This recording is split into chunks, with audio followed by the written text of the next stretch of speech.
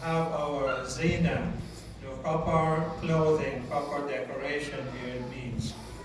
Zina is not just beautification, but here it means having proper clothing when you come to the masjid.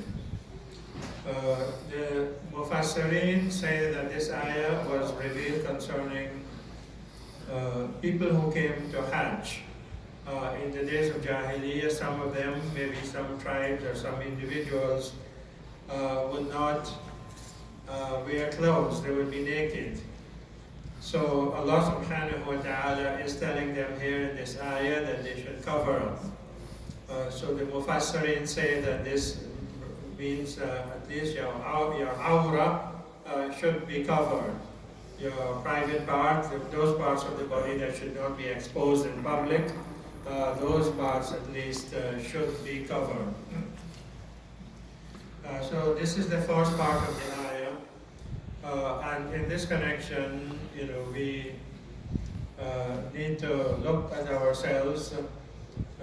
The brothers who wear pants and shirts, especially, when you go down for ruku and sajda, your back may be exposed. It could be part of your aura also that is exposed, and so that is not proper.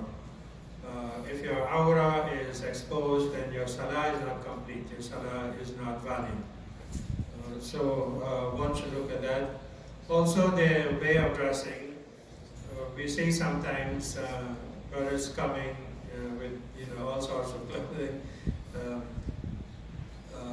Perhaps what they may wear on the beach and so on, right? So this ayah is actually telling us that we should be dressed properly when we come to the masjid. So the clothing that you may wear at the beach, of course, if as a Muslim you go to the beach, your aura should be covered. Your gaze should be lowered also, right? And that's a different matter. But at least anywhere in public, your aura, your private parts should be fully covered. So whether it's at the beach or anywhere else. When you come to the masjid, not only or at least the minimum. And perhaps the Mufassirin just stuck to that, they didn't say anything more about it, because people were very poor in that society in those days. Sometimes they could not afford a lot of extra clothing and so on. Perhaps the clothing that they had on was the only thing that they had. So they came to the masjid, at least they have to make sure that the aura is covered. We who can afford much more than that, and we have a lot of clothing at home and so on, we should make sure that we dress properly when we come to the masjid. This is not just referring to when you go to Hajj or Umrah. The ayah is general. Call the masjid. Every masjid, whichever masjid you go to, make sure that you're properly dressed. The other part of the ayah says, وَكُلُوا وَاشْرَبُوا وَلَا تُسْرِفُوا, and eat and drink and do not be wasteful. Do not be prodigal or wasteful. إِنَّهُ لَا يُحِبُّ الْمُسْرِفِينَ. He, Allah subhanahu wa ta'ala, does not like those who are wasteful. There's a lot of discussion and so on, but it is not just connected to the masjid. This part of the ayah is much broader than that.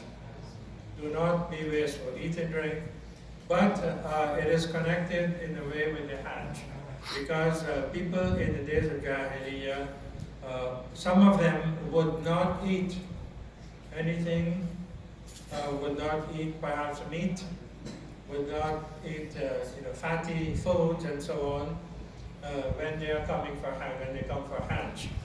They had that practice. This is the kind of respect that they had for the masjid when they are coming for the Hajj. And so some of the Muslims saw that and they said that it's better, we should be doing that. We as Muslims, should have better respect for the masjid and so on. We should be doing that. So they spoke to the Prophet about this, and then this ayah was revealed. Eat and drink, meaning to say that you don't have to restrict yourself like the people of Jahiliyyah did. Not eating meat, not eating fat, and so on. You don't have to restrict yourself like that. whatever you can afford, you eat that, and so on. Right? So you come to Hajj, you have your full preparation of food and everything. So that kind of restriction is not there in the Hajj. You should limit yourself or starve yourself or anything like that. But the condition is that you should not be wasteful. تُسْرِفُوا, do not be wasteful. Allah subhanahu wa ta'ala does not love being wasteful. So this ayah has a lot of teachings for us. I wanted to just emphasize the first part of it in particular about proper dressing, especially when you come to the masjid. Jazakumullahu khair. Assalamu alaikum.